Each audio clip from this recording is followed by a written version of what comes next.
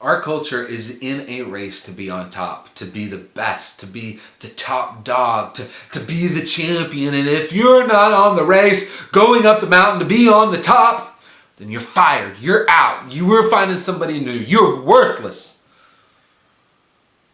Jesus was in a different race. He was in a race to the bottom. But see, his disciples, they were in the race to get to the top.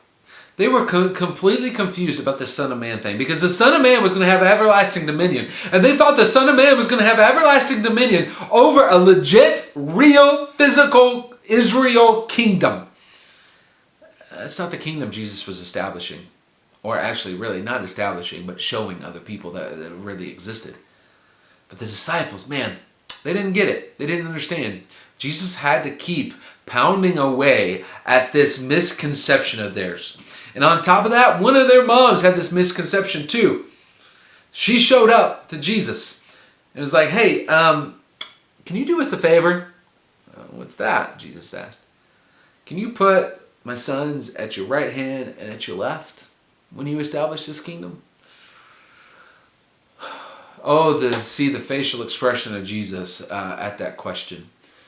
But he handled it like every other dumb question he handles well. But the other disciples, they were mad. They were indignant. It was the same idea as the Pharisees being indignant that Jesus healed on the Sabbath. They were indignant. I don't think that they were indignant that these two brothers had the gall to ask, but rather that they beat the other disciples in asking. They were all in a race to the top. And how did Jesus teach them?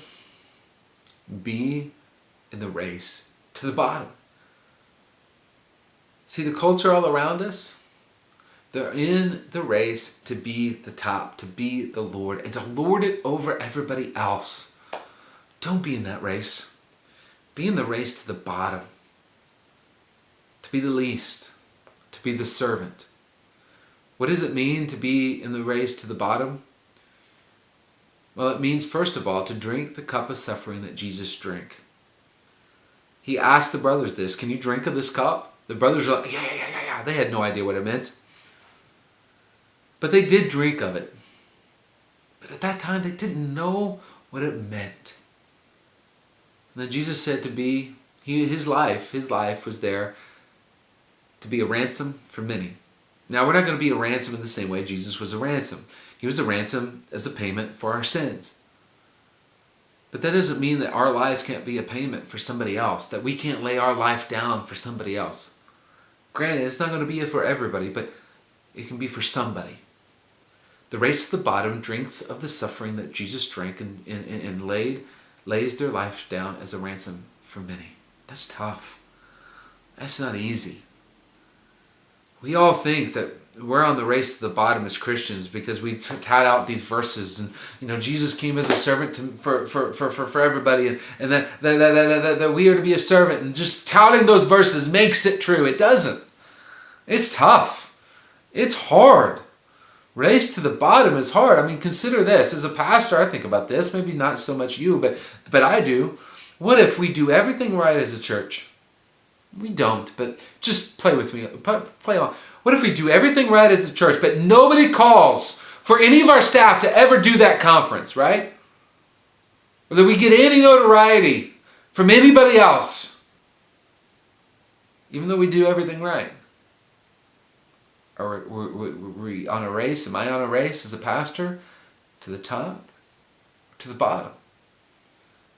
What if you do everything right as a follower of Jesus, but die in obscurity? But die and nobody notices. What if?